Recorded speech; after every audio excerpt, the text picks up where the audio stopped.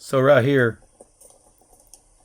I had to get my board straight, the straight edge. So I chose to use a known straight edge that I had and clamped it to it, and it turned out really good on that. Trying to decide which way I want to do these, but I'm going to straighten each one of the boards before I get started.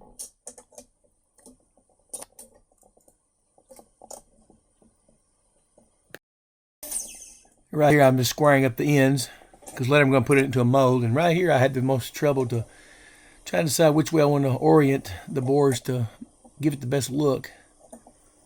And I'm drawing out the parts I'm going to cut off, and I take it over to my vise and start chiseling away all the loose wood that's there that I don't want to be there to make sure I get a good bond. This took me quite a while.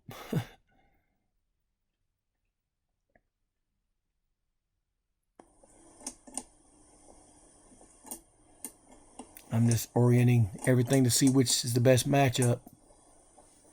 I decided finally to go with that. More cleaning of the wood I missed earlier.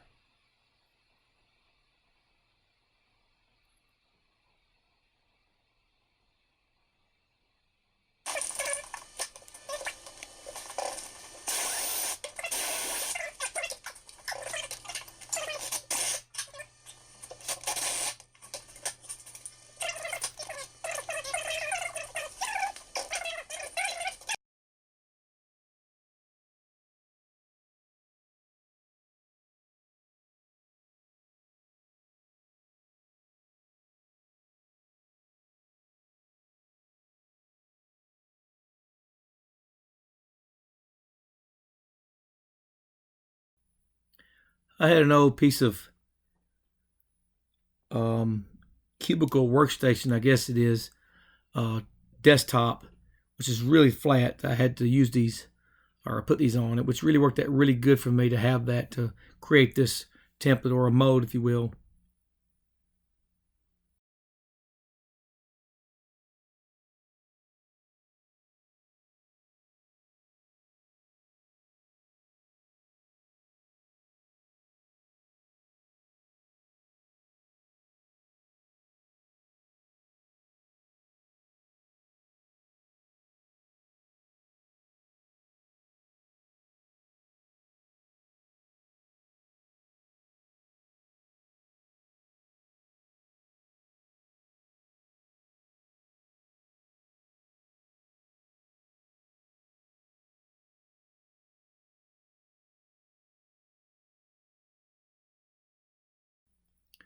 I want to make really sure this is all square before I ever start, because in the end, when I get done, everything comes out of the mold. I want to make sure it's all square and not have to mess with all that part later.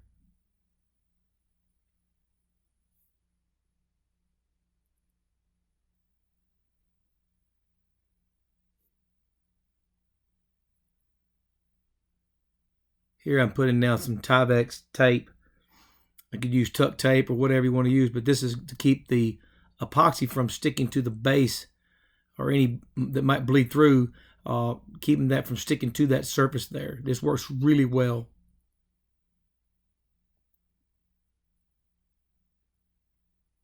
And I'm only going to line the spots where the mold is going to be in the center of the cutting boards.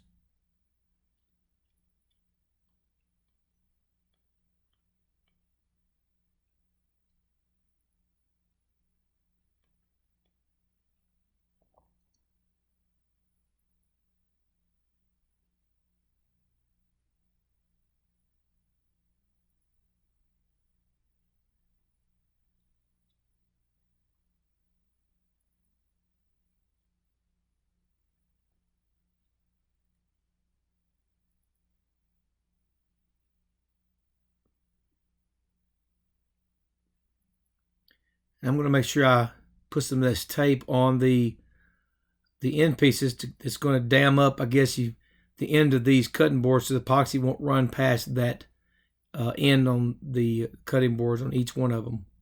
And again, this tape works really well.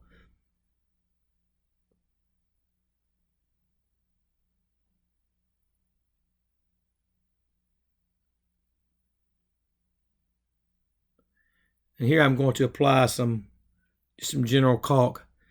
Get any seams that might be there, just in the event that epoxy can leak out, and it generally can find any spot that's open. But I want to make sure it's really good and sealed around this edge, so I make sure I'll seal the cracks around the boards where they're attached to the surface of this laminate. And I'm also going to caulk the very edge of the live edge to keep it from running out all over the rest of the board, so I won't have so much to deal with later. And I press that down onto the Tyvek to make sure I get a good seal.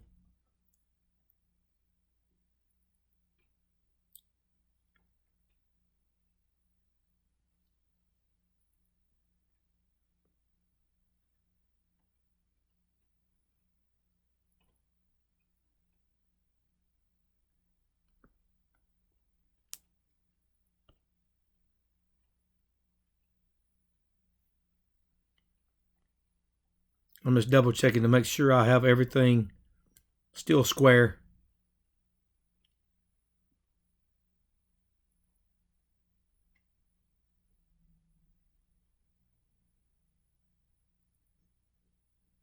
Now I'm going to mix up the epoxy. The epoxy that I'm using is a food-friendly, food-safe epoxy.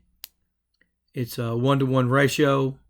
I'm going to mix in the cure first and then the base, mixing it for 5 minutes exactly, not to exceed 8 minutes. But as you'll see, I do time it with my watch and mix it a little bit. Then I'll add my pigment. I'm doing 2 boards here. One's going to be a blue with some white pearl. The other is going to be a purple. These are my daughter-in-law's cutting boards, and I asked them their favorite colors, and so this is why I went with the blue and the purple. Trying to give it a water wavy type look when I get done.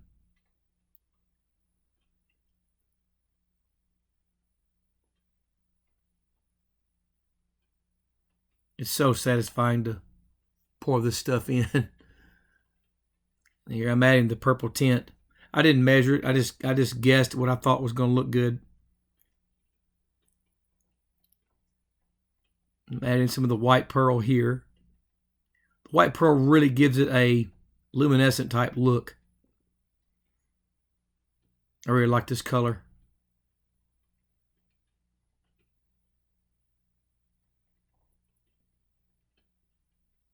I have my son with me who's also an avid woodworker. He helps me a lot. But here I'm sealing the edges before I pour. This is to keep down any air bubbles from coming out of those sides.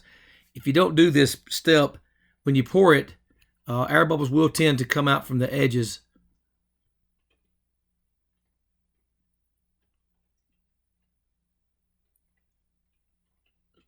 And so we start the pour. It's like watching a caramel candy bar get made. And I apply heat to get any air bubbles out.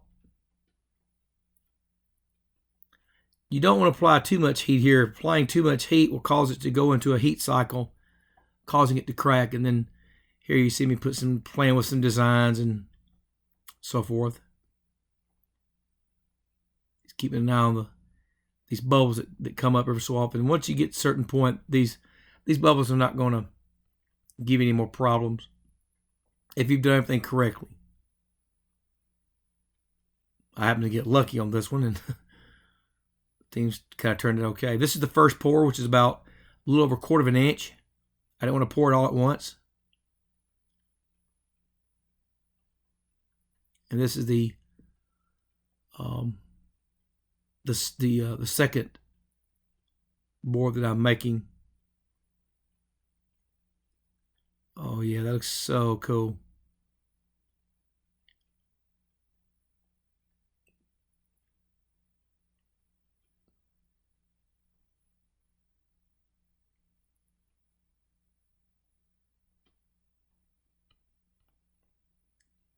As I'm mixing these up, as you remember, I'm doing both these at the same time.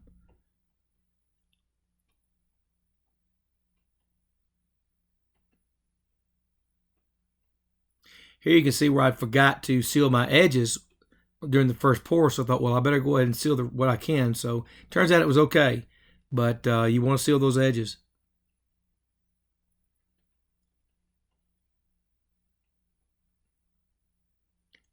This is hickory wood that I got from a vendor. Here everything's dried and I'm taking my mold apart. It comes apart really, really well. And I'm beating this thing here. I broke a screw in that part and I'm beating this thing like crazy to get it apart, but it was a screw hung up in there. But I get it all apart. It comes up. Amazingly worked like a dream.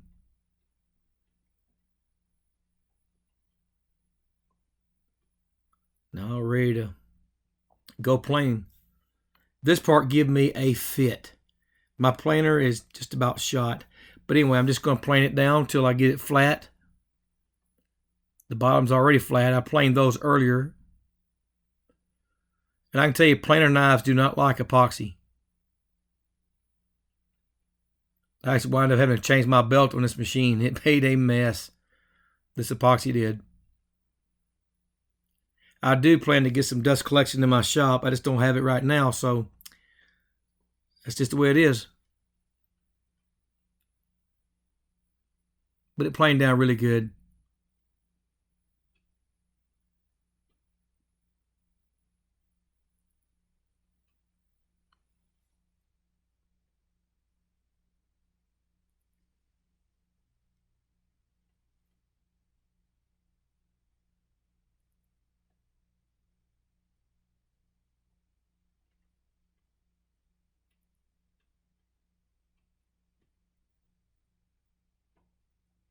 The main problem with this epoxy is it gets on your rollers and don't want to pull your wood through as well. You just kind of help it along. I could have used a sled, but it wasn't a snipe wasn't a big problem here.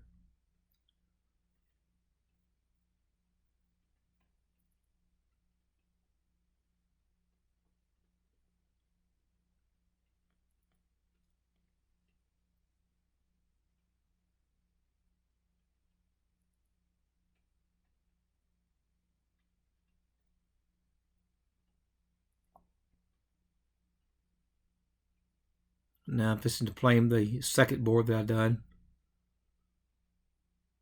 Hickory is also very hard. It really wreaks havoc on your saw blades and your planer knives and your joiner knives. But I wanted something really durable for these cutting boards. I was really excited about giving these to my daughter-in-laws. They're great.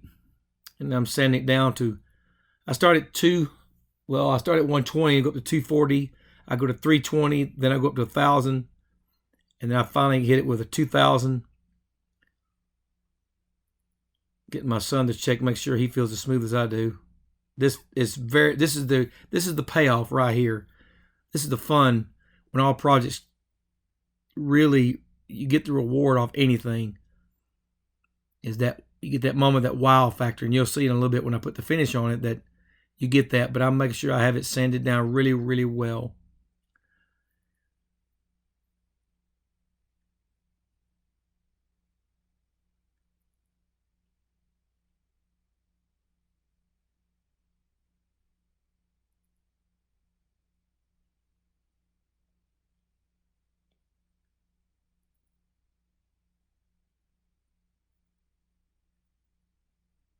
As I sanded, I could just really see the grain start to really pop on this thing.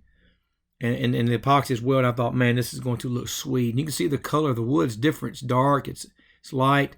It looks like almost like the saw marks there, but that's actually the color of the wood around the live edge. I'm just changing grits.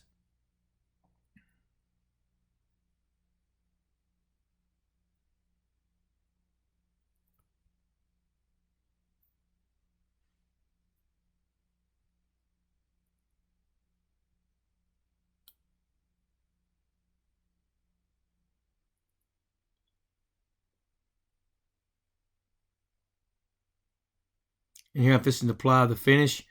I'm using this Butcher block conditioner, and man, look at that. Wow.